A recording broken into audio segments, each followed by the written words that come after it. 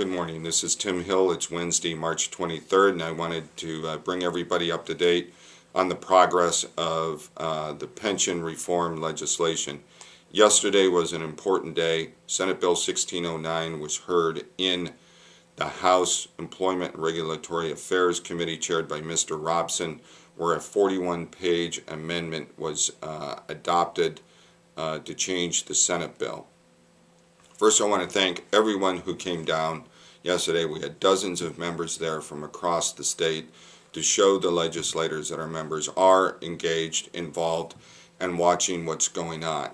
And I think that makes a huge difference, not so much with the committee members, but with all of the other legislative members who were watching on their closed circuit TV. And we've had many comments over the last 24 hours, all positive, from the legislators on that turnout. Many of you showed up to speak. They did limit the number of speakers due to the size of the crowd and the length of the committee agenda, but they still took a good 2.5 to 3 hours to hear our concerns and hear the bill. I'm going to go through mostly the amendment to the bill so we can have a good idea of where we stand. There were some good things that happened in the amendment. There were some bad things. There were some things that should have happened and did not. Let's start with the COLA. The COLA was not amended. They kept the Senate language, which adopts a two-part test, which will make it nearly impossible for anybody to get a COLA for a minimum, in my mind, for 10 to 12 years because of the formula that they use. Our friend John Fillmore, a Republican, offered an amendment that would have fixed the COLA, would have provided hundreds of millions of dollars back to the underlying fund, and still provided for some increase to our retirees. That amendment was defeated on a party line vote, with Mr. Fillmore being the only Republican to vote for his amendment. Every Democrat voted for it. Every other Republican voted against it. So we're still going to continue to work to get floor amendments and what's known as committee of the whole to fix that, because a lot of our testimony time was spent talking about how important the COLA is, since we don't get Social Security and since our post-retirement health care costs are sky high. So I do believe that we got a lot of traction there to do floor amendments, and we'll continue to work on that. The second issue is the employee contribution rate, which, as you know, today is 7.65%, and the Senate bill raises it to 11.65%, which we should probably do, but over a long period of time. The Senate proposal has it going to 11.65% by doing the following: this July raising it by 2%, and then 1% additional per year for the following 2 years. So we would pay another 4% over 3 years. We think that's bad timing while you all are continuing to take pay cuts and furlough days. And by getting that money in quickly, it really doesn't make a difference to the pension system with that amount of money. So our proposal is to string it in over about 7 years, which Mr. Fillmore had another amendment to do that. Same thing happened. Party line vote, Mr. Fillmore being the only Republican who voted aye. All the Democrats voted aye and the rest of the Republicans voted no, so it failed on a 5-4 vote. So again, I think we got a lot of traction in committee to talk about that, and we'll continue to push that on the floor. Another thing that happened in the amendment, which was a surprise to all of us, since we didn't get the amendment until the night before, and is a real slap in the face to our members, particularly our veterans, is they're going to abolish the ability to buy all of your time from another pension system if it was out of state, or even military time. So it costs the system nothing. It costs the employers nothing. You pay for it out of your pocket. There's absolutely no reason to do this. So we're going to talk about that a lot to the members, what a slap in the face that is to our members, and really brings out the whole philosophical bent behind this pension reform, which really isn't about the dollars. It's really about the philosophy of beating up on public employees and their pensions.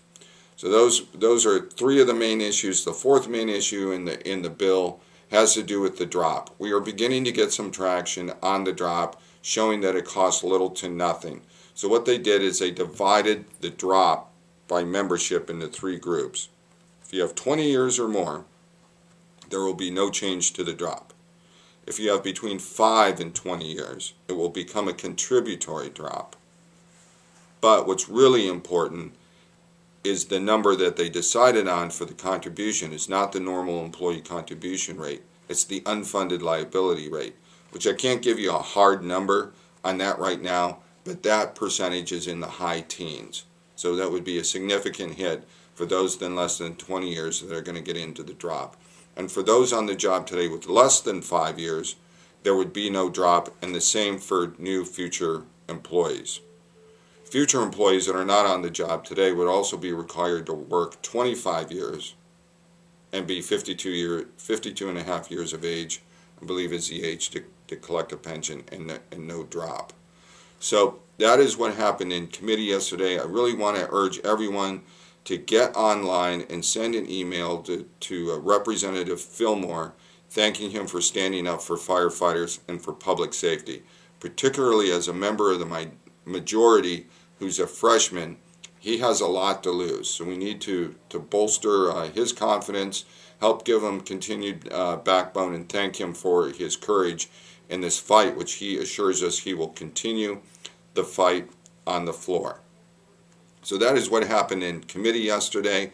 To bring you up to date on a couple of other things, there's going to be a press conference at 2 o'clock today with the major statewide police groups and the firefighters talking about the problems with 1609.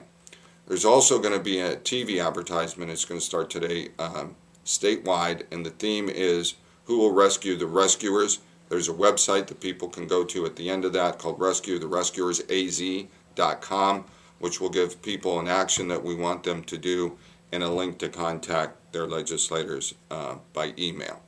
So we are not yet where we need to be on this legislation, but we are far closer than we were in the beginning. If you recall the really egregious things they wanted to do to us, such as absolutely ending the drop, ending the COLA, and having us pay half of the total contribution rate. I'd urge you to continue to contact your legislators, particularly members in the House, today saying that 1609 is progress, but it's not progress enough. It dumps all of the liability onto firefighters who are already taking pay cuts and who already work 56 hours a week, and punishing our retirees for a lifetime of public safety work who pay the highest insurance rates, many of them as much as $17,000 a year. And without the COLA, there's no way they can keep up with that health insurance inflation. Thank you for your time. Stay safe, and we'll continue to keep you updated. Thank you.